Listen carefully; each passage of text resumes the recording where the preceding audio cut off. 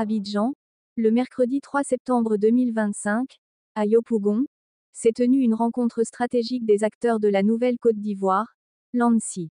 Sous la présidence de M. Loulou Yoro, président du PRDD et porte-voix de l'ANSSI, les échanges ont porté sur plusieurs points cruciaux pour l'avenir du pays. Au cœur des discussions, les nouvelles directives suite au dépôt des candidatures pour l'élection présidentielle d'octobre 2025, l'appel au rassemblement autour des idéaux de paix porté par son Excellence le président Laurent Gbagbo, et une exhortation à l'apaisement dans le climat politique actuel.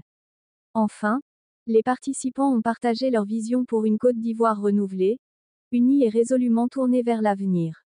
Une rencontre marquée par l'engagement, la responsabilité et l'espoir d'un pays en transformation. Bien, merci. Je suis Loulou Yoro, président de l'ANCI, qui signifie les acteurs de la Nouvelle Côte d'Ivoire, qui est un groupement de partis politiques, d'une douzaine de partis politiques.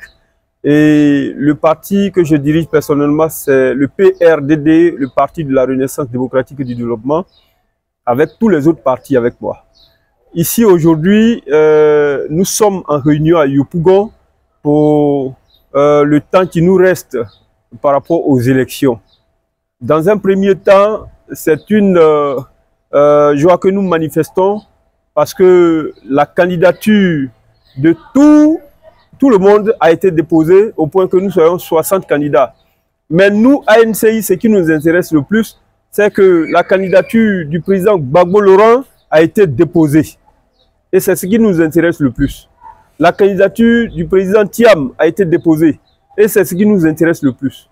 Nous appelons l'État à tout faire pour la paix et pour la vie même de la Côte d'Ivoire, sinon de l'État ivoirien, de tout faire pour retenir nos camarades qui ont été candidats et qui n'avaient pas été sur la liste électorale, tels que le président Laurent Gbagbo et le président Tidiane Thiam. Et les autres. Chers amis, je voudrais pour ce fait appeler les Ivoiriens dans leur ensemble à rester mobilisés et à l'écoute surtout. Nous n'avons pas la culture de la barbarie. Nous avons, avec ce que nous avons appris de notre leader du panafricain, Laurent Gbagbo, nous avons appris une culture de paix, une culture de procédure de paix, une culture d'élection dans la paix.